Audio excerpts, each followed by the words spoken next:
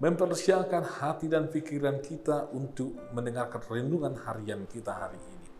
Namun sebelumnya mari kita puji Tuhan dengan menyanyikan lagu pujian.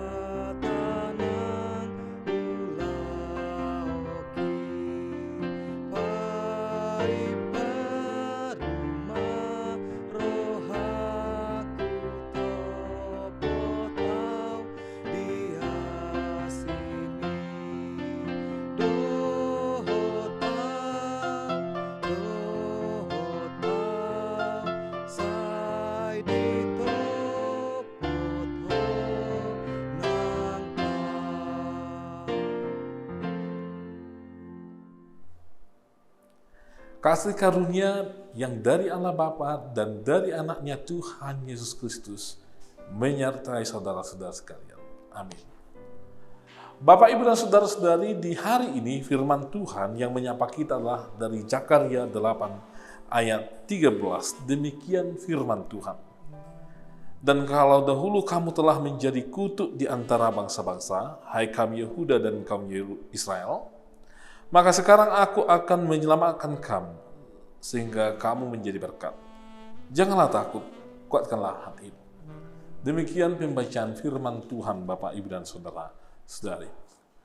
Bapak, Ibu, dan saudara-saudari, di tahun lalu ada terjadi tragedi banjir yang terjadi di daerah Bakara, Bakti Raja, yaitu tepatnya tahun 2023 yang lalu. Di mana ketika banjir bandang itu terjadi, ada sebuah gambar di mana foto gereja yang berdiri teguh walaupun banjir bandang telah terjadi dan berbagai batuan yang ukurannya bermacam-macam datang untuk mengempaskan daerah tersebut.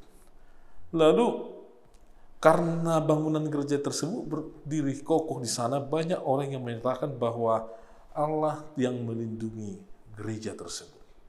Memang dalam pikiran saya agak terusik karena mengapa Allah hanya melindungi bangunan gereja yang berdiri kokoh itu, sementara rumah-rumah penduduk yang ada di sana tidak dibiarkan Allah atau tidak dilindungi, sehingga semuanya hancur lebur, bahkan ada puluhan, mungkin hingga ratusan rumah yang hancur pada waktu itu. Apakah Allah hanya sosok yang begitu egois, yang hanya membiarkan gereja itu, bangunan gereja itu berdiri kokoh, sementara cuek kepada puluhan, bahkan mungkin ratusan rumah yang didirikan oleh penduduk yang ada di sana, sehingga ada korban jiwa pada waktu itu.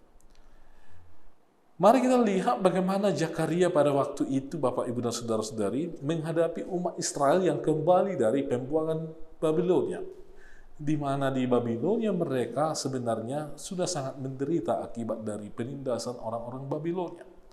Dan sebelum mereka diangkut ke Babilonia, daerah kelahiran mereka di Yerusalem dan sekitarnya sudah dihancurkan, termasuk Bait Allah sudah dihancurkan oleh para tentara-tentara Babilonia atau tentara Nebukadnezar. Dan setelah kembali sampai ke Yerusalem, mereka memahami bahwa makna dari kehadiran Tuhan itu yaitu ketika Tuhan hadir di tengah-tengah bait suci yang akan didirikan mereka kembali, yang sudah hancur sebelumnya. Ada yang memahami demikian. Kalau Tuhan ada, mari kita bangun kembali rumah Tuhan atau bait suci yang sudah dihancurkan.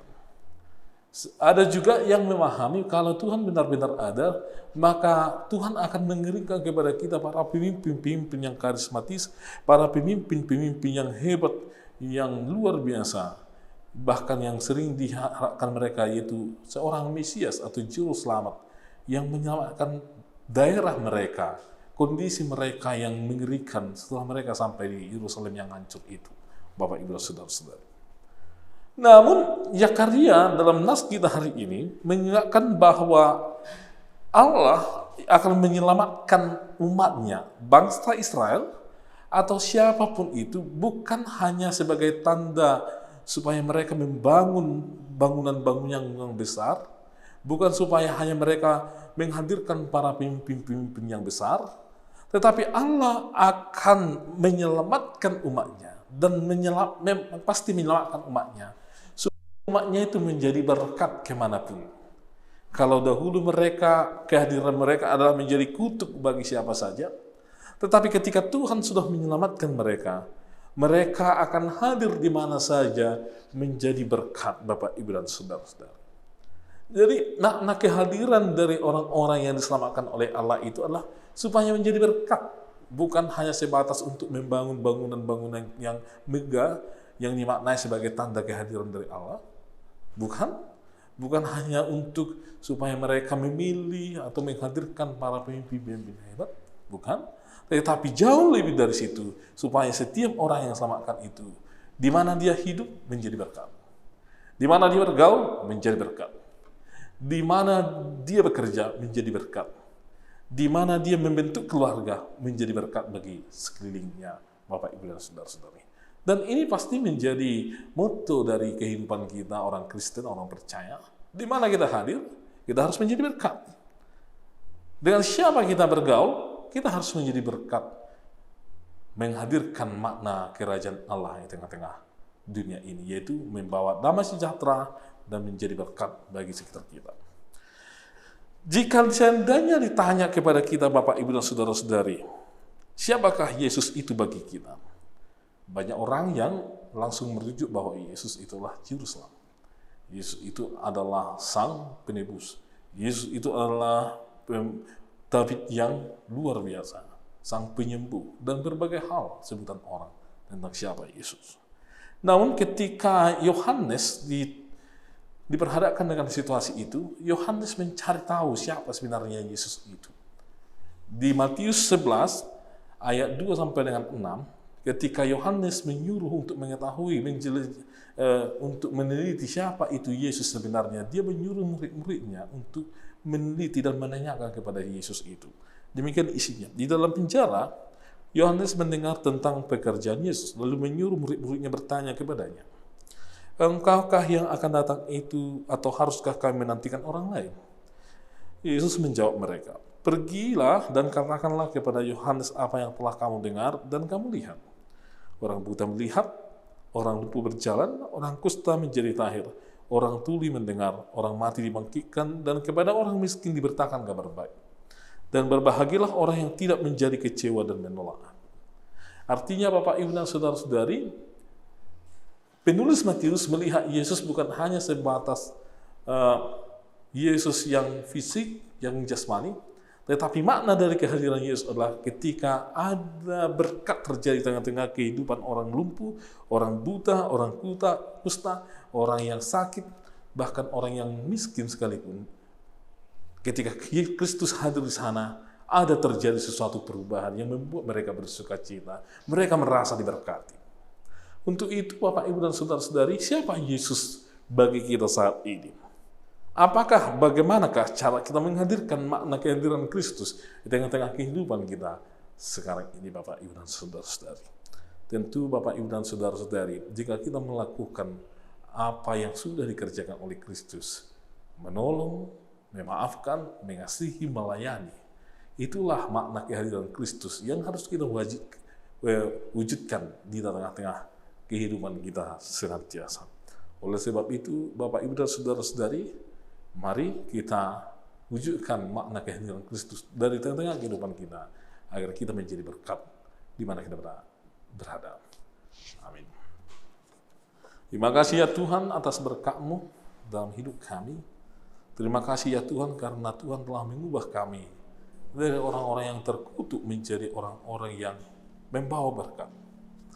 Dari orang-orang yang tidak layak menjadi orang-orang yang dilayakkan untuk menjadi berkat ke tengah-tengah dunia ini. Dengan kuasa Roh Kudus, kami percaya bahwa Roh Kudus akan mengajari kami, menuntun kami, sehingga buah dari hidup kami ini bermakna bagi orang lain.